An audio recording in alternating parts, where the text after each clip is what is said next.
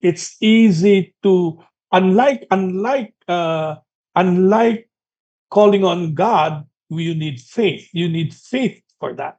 Always God uh, in, asks for faith, but the devil does not need faith. You don't need to believe in the devil in order to conjure him. If you do the ritual, the spirit of the glass, spirit of the coin, Charlie Charlie, you say the particular words, the evil spirit, as a liar, will always come. Every opportunity that we give the evil spirit to have a relation with us, he will take that opportunity. You don't need a formal ritual or a formal thing to conjure him. Imagine when we were kids, we before it was just simply the Ouija board or the spirit of the class. We call it spirit of the glass. But then suddenly came spirit of the coin. You use the coin to call on the spirit. Now there was the Charlie Charlie thing. We use the pencil to conjure on the spirit. So there was no formality there. The devil will find a way for us human beings to conflict it, because the devil knows that we are curious about the spiritual world and aware that you cannot have a relationship with beings in the spiritual world without consequences. Because the Savior said clearly that the devil is a murderer from the very beginning. So his intention is to really for our eternal damnation and destruction, not only in hell, but even here on earth, to destroy us already here on earth, to start our destruction while we are still alive.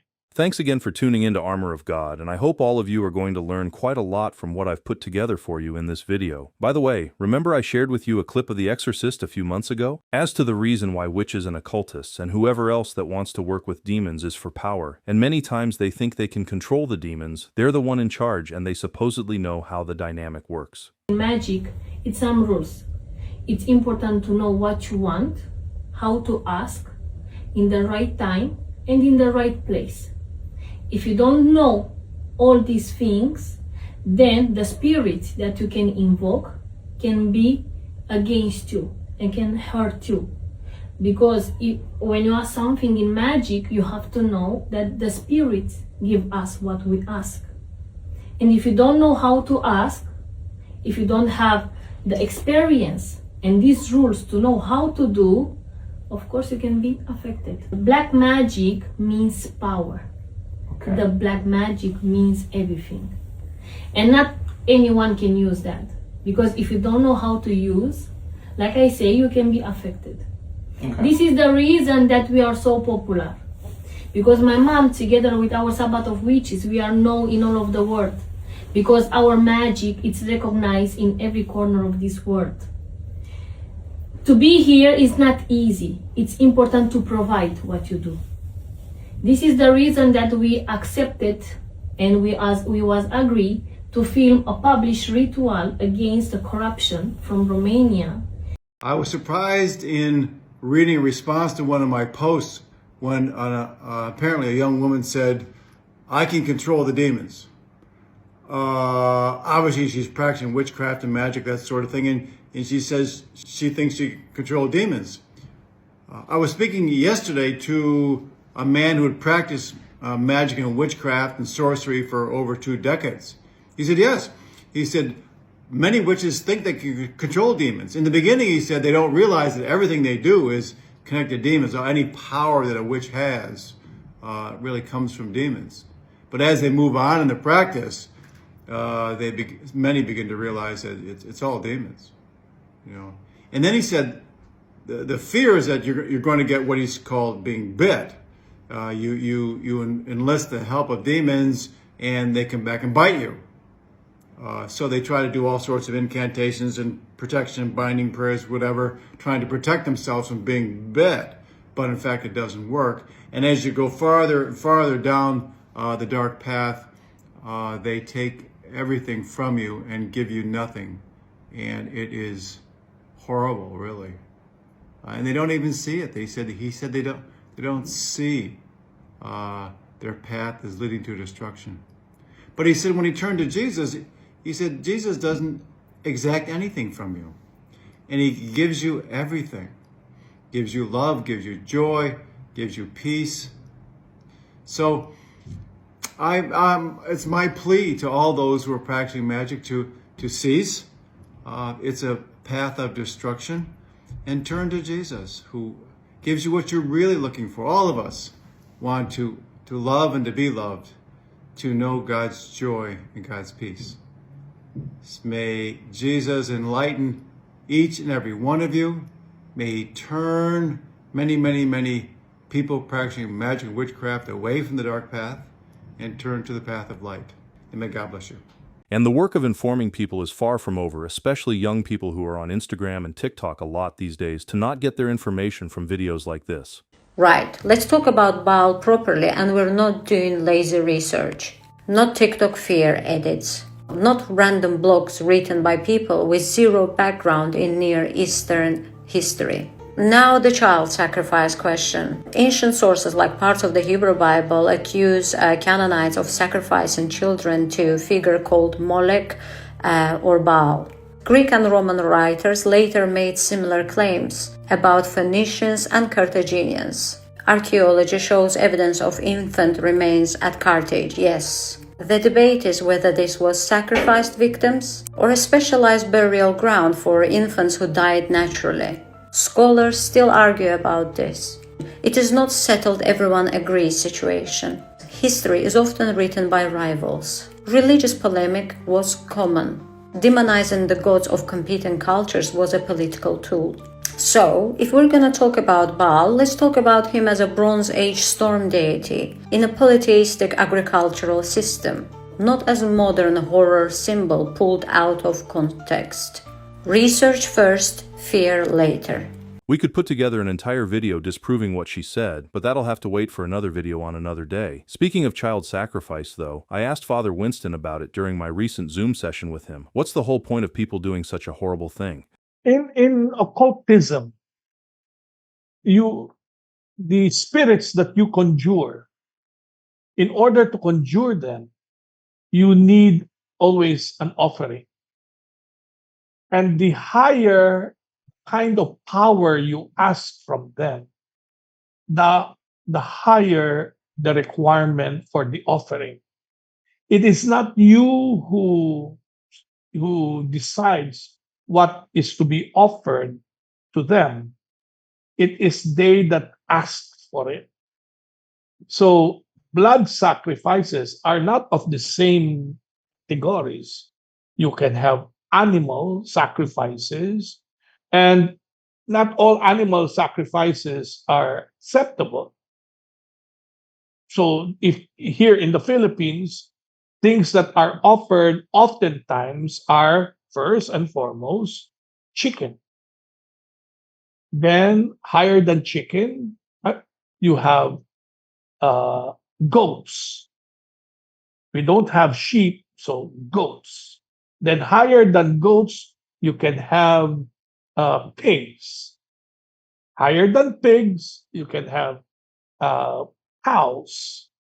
And then higher than them, have human sacrifice. So depending on who you will convoke or who you will conjure. So the higher the spirit, the higher the sacrifice. Why do they do this? They want power. The Catechism of the Catholic Church really tells us about that, the danger of conciliating spirits, meaning of controlling them.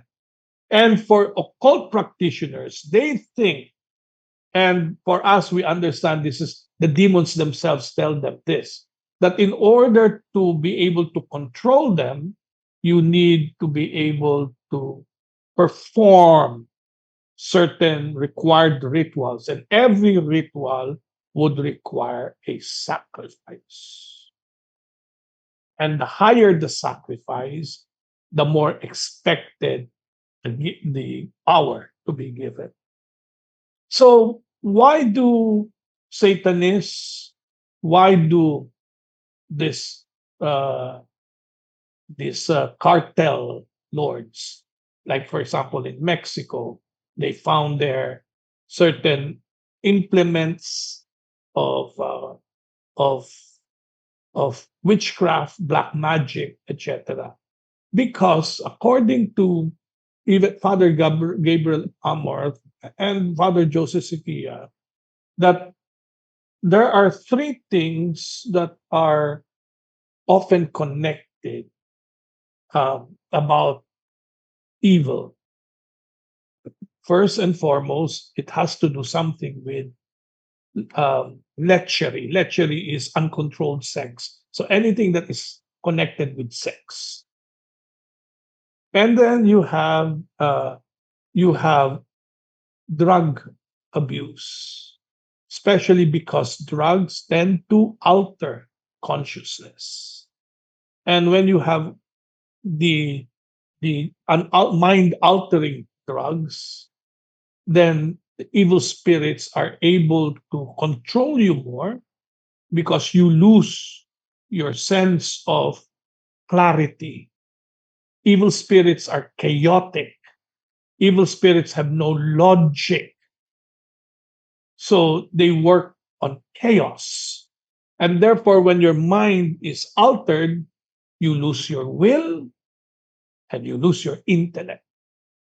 So they're able to control you more. You cannot resist them. And the third is that there's always the concept of sacrifice. So they're always connected together. That sex, drugs, and sacrifice. So you cannot, it's not only true for these cartel things, but it's also true for even for the pagan sacrifices of old and even of the present. We have these things.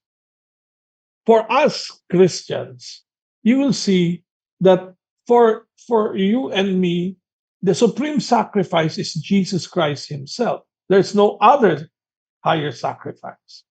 And therefore, any sacrifice that is offered to God other than the sacrifice of His only begotten Son does not have any meaning. Any other blood sacrifice, one was saying, Father, when our ancestors were offering animal sacrifices, is it not offering given to God? No, I said no. You have to understand when witch doctors or whatever offer blood sacrifices, it's to appease a particular spirit that may be claiming ownership of a particular place. So it's idolatrous worship because you're offering it to that spirit. You're not offering it to God. You're not offering it to the one true God. And even if you offer animal sacrifice to God, to the one true God, that is still unacceptable because the supreme sacrifice has already been done by His Son. And therefore, all other animal sacrifice, even human sacrifice, does not have meaning because the supreme sacrifice has already been offered. So that is the thing there. And another thing I'd like to address in this video is for people who think that they can just say goodbye to the spirits after they're done playing the spirit board. Have you ever wondered why you have to say goodbye to an Ouija board when you get done using it? Or spin it around 3 times to say hello to the Ouija board when you're using it? That's because you're saying hello to Zozo, or goodbye to Zozo.